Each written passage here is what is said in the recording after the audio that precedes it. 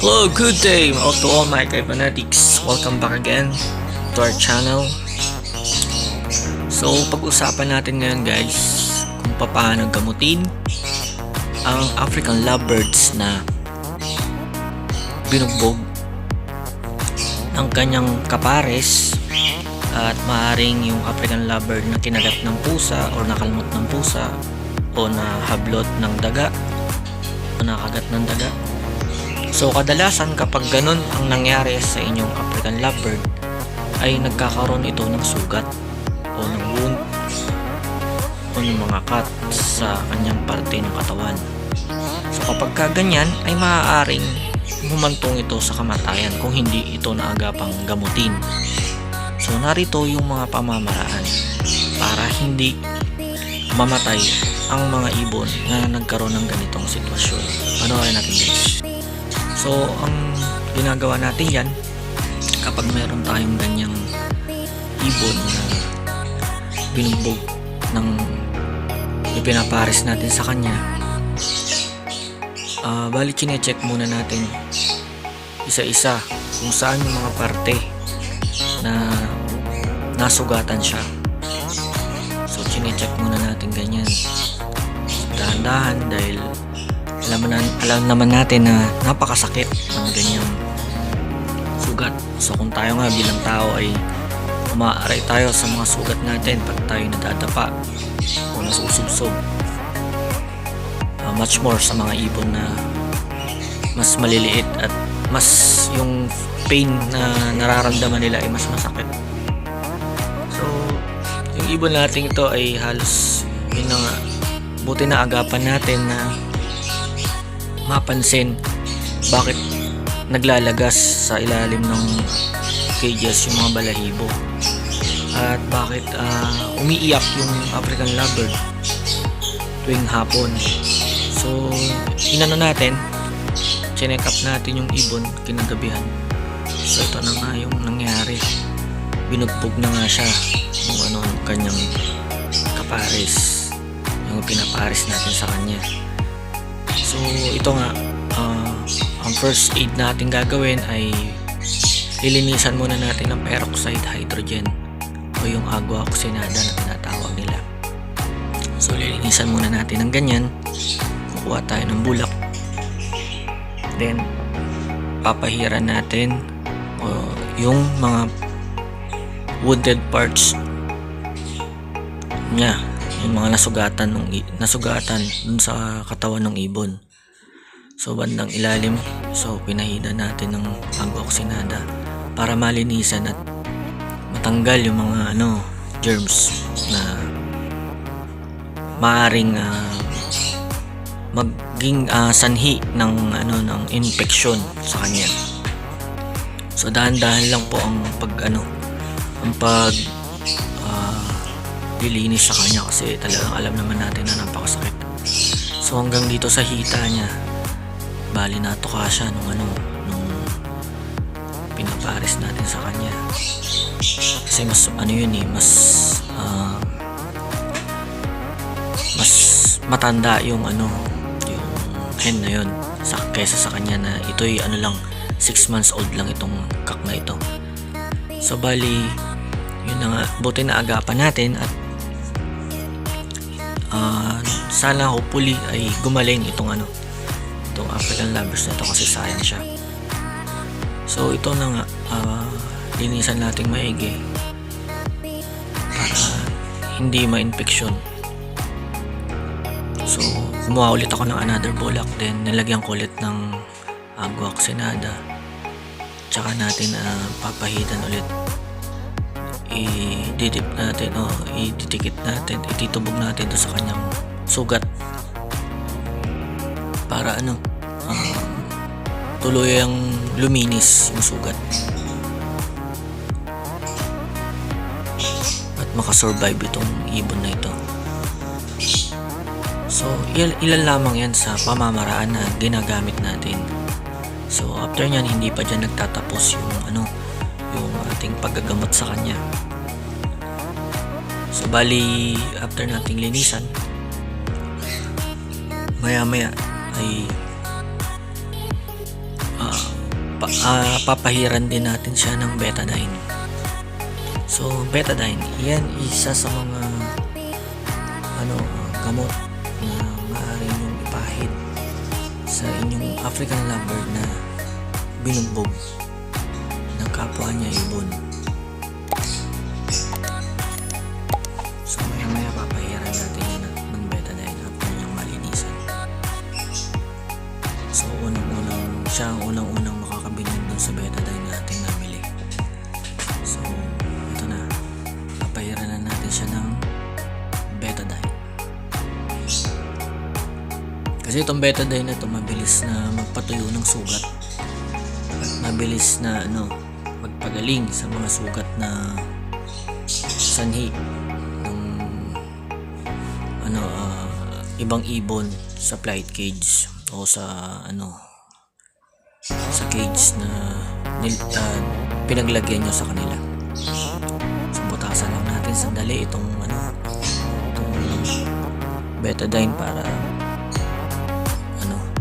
magamit natin maitubog dun sa bulak then may pahid dun sa mga sugat ng ibon.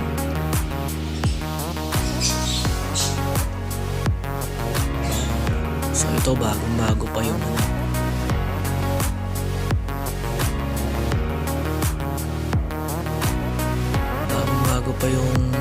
betadine na ating gagamitin sa ibon natin na sugatan. So after nung may pahid, pwede nyo namang i-direct din yan sa sugat ng ibon. At ako kasi ang ginagawa ko ito, ina-direct ko muna sa bulak, saka ako ipapahid sa kanya. Yan, papahiran ko yung mga parte ng katawan ng ibon na may sugat. So dahan-dahan lang ang pag-apply nito sa kanya para sa gayon hindi naman siya masaktan ng gaano. So yan, pinapahiran natin unti-unti yung mga parte na nasugatan nung ipinapares natin sa kanya. So ganyan lang ang gagawin ninyo guys for 3 days. So bali yung ngayong araw na to, lilinisan nyo muna siya, then kinabukasan after yung magawa yan, ulitin nyo naman ulit. At meron pa tayong maya ipapakita natin kung paano hinahalo yung gamot na ipapainom natin sa kanya. So sa tao, kagaya nga ng ginagawa natin pag tayo ay nasusugatan o nadadapa, ay umiinom tayo ng mga antibiotic na maaari na makapagpagaling kagad sa atin o makapag-prevent ng mga infeksyon na maaari nating matamo dun sa sugat. So ito na guys, pakita natin maya paano natin na hahaluin yung ito. Gumamit ako ng grillian o ng syringe. Then binuhos ko dun sa container natin ng tubig. Then meron tayong ito, amoxicillin na pantao. Yan po yung ating pwedeng gagamitin sa kanya. After natin siyang malinisan nung agua oxinada at nung pahidan ng betadine, ay na natin, hahaluin na natin itong amoxicillin sa itong kalahati lang. So bali bubuksan nyo siya at powder lang naman ang laman yan. So ihahalo nyo lang dyan guys, mga Kybonatics. So ayan, wala nang laman yung kalahati. So yan lang ilalagay ninyo kasi pag sumobra naman baka mamatay naman yung ibon. So ganyan lang guys ang pag-apply. Nyo lang, ihahaluin nyo lang maayos para matunaw ka agad. At pag pinainom na natin sa ibon ay ma-absorb agad ng katawan niya yung gamot at kaagad na maibsan niya yung sakit o yung pain na dulot ng mga sugat niya. So syempre pagkatapos natin siya mapainom yan, ihiwalay na natin siya ng cage. Yung mag-isa lang siya para makarecover siya ng gusto. Kasi kung may kasama rin siya at matuka rin siya, yung mga sugat niya nung dating yung mga kasama niya, ay wala ring sense yung ating paggagamot sa kanya. So bali ang gagawin natin dyan ay after natin na mapainom yung ibon ng amoxicillin, patak, ay hiwalay nga natin siya ng cage. So bali ang pagpapainom sa kanya ay patak lang guys. Mga 2 patak o 3 patak, okay na yun sa kanyang beak. Para hindi naman siya ma-overdose kasi nakaka-overdose ang antibiotic. So kailangan maging tayo dito, maging aware tayo dito na hindi siya sumobra sa pag-inom. Kasi pag sumobra yun nga, mamamatay itong ibon na to. So pinapatakan ko lang siya sa big guys, ganyan lang. Mga 2 o 3 na patak. Ayan, ganun lang kadami patak. Hindi lahat ipapaubos yan ha. So bali patak lang guys. So gagawin nyo yan every morning after nyo siyang linisan. So for 3 days yan, nagamutan yung ganyang sugat para makarecover yung ibon. So gaya nga, sasama rin natin ang dasal para makarecover yung ibon at yun nga, bumalik manambalik yung dati niyang lakas at hindi siya mamatay kasi siyempre sayang naman. So nakakaawa naman yung ibon kung hayaan na naman natin siyang mamatay na lang dun sa sa flight cage o dun sa cage na kasama yung ipinapares natin sa kanya. So after 2 weeks guys, ito na siya ngayon. So tingnan na natin itsura niya. So ito na. So sa 2 weeks ko siyang recover na hiniwalay sa mga kasama niya. Ito na, bali naka-recover na siya. Salamat sa Diyos at naka-recover ang ating African lovebird na binugbog. So ganyan lang guys ang gagawin niyo pag re-recover sa kanya para hindi siya mamatay. Kasi kung napabayaan niyo yung ganun, yung binugbog ng kapareha o binugbog ng hen na territorial, ay talagang sayang, talagang mapapatay niya yan, lalo mas bata itong kak o itong lalaki na African lovebird. So yun lang ang pangit guys pag magpapares kayo ng mas matanda yung babae o yung hen kaysa dun sa kak. Talagang ganyan ang mangyayari, bubugbugin nyo talaga itong kak na ito. At yan din ang mangyayari, bubugbugin yung mas bata na kak kung hindi nyo sinunod yung program natin dun sa pagpapares. So meron tayong video sa ating mga nakaraang mga upload na kung paano magpares para hindi bugbugin yung kapares niya ng hen. Kasi usually ang bumubugbog dyan yung hen kasi territorial po sila at matatapang talaga. So para hindi mangyari yung mga ganitong senaryo na bubugbugin itong kak na pinapares nyo dun sa hen, susundan nyo lang po yung ating tinuro dun sa ating mga nakaraang video, yung how to pair African lovebirds 100% effectively.